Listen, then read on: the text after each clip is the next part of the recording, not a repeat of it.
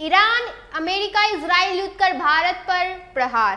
क्या महंगाई के दलदल में फंसेगा पूरा देश? नमस्कार, आप देख रहे हैं टीवी 12 और मैं हूं आपके साथ ऋतु।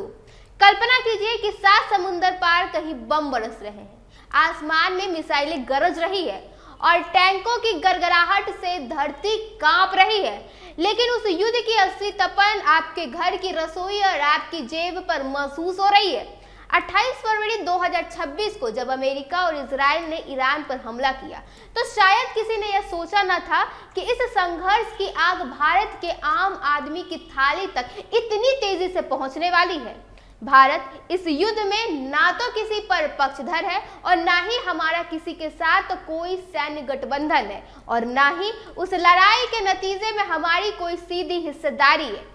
फिर भी वैश्विक अर्थव्यवस्था के इस खौफनाक दौर में जिस युद्ध की शुरुआत भारत ने कतई नहीं की, उसका सबसे भारी बिल अब हमें ही चुकाना पड़ रहा है। इस संकट की सबसे बड़ी वजह है होर्मुज जलग्रांडू मध्य का बंद होना। ईरान और ओमान के बीच स्थिति यह महज 33 किलोमीटर चौड़ा समुद्री रास्ता पूरी दुनिया की ऊर्जा सप्लाई की लाइफलाइन है, जिसे अब तेहरान ने ब्लॉक कर दिया है। भारत अपनी जरूरत का लगभग 60% एलपीजी आयात करता है और इसका 90% हिस्सा इसी सकरे रास्ते से होकर हमारी बंदरगाहों तक पहुंचता है। जैसे ही यह रास्ता बंद हुआ, कच्चे तेल की कीमत $119 प्रति बैरल के पार चली गई। इसका पहला कड़वा घूंट भारतीय जनता को तब पीना पड़ा जब सरकार ने घरेलू एलपीजी सिलेंडर की कीमत को एक झटके में 60 रुपए का इजाफा कर दिया। लेकिन यकीन मानिए, यह रसोई गैस का संकट तो सिर्फ एक बड़ी आर्थिक तूफान की शुरुआत भर है। तेल की कीमतों में लगभग यह आग भारतीय रुपए को खींचकर ₹93.72 के ऐतिहासिक निचले स्तर पर ले गई। जब तेल महंगा होता है तो उसे खरीदने के लिए अधिक डॉलर की जरूरत पड़ती है, जिससे रुपया कमजोर होता है और कमजोर रुपया तेल को और भी महंगा बना देता है।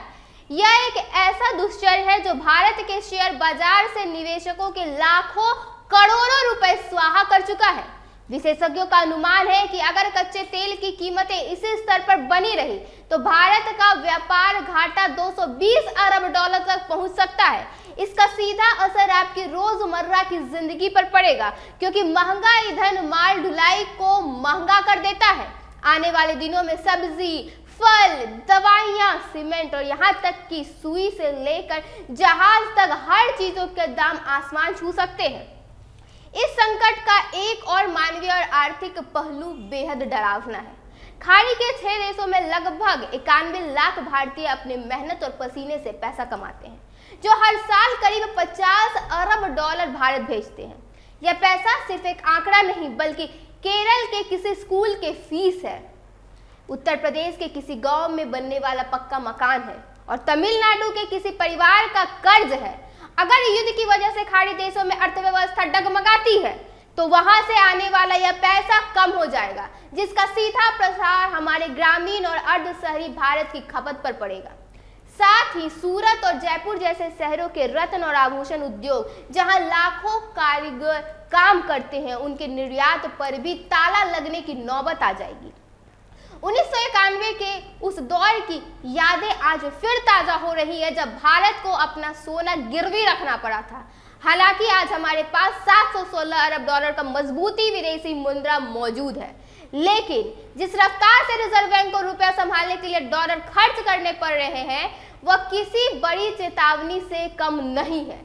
सरकार और रिजर्व बैंक के सामने अब सबसे बड़ा धर्म संकट यह है कि वे आम जनता को बेतहाशा महंगाई से बचाए या देश की गिरती अर्थव्यवस्था को डूबने से रोके।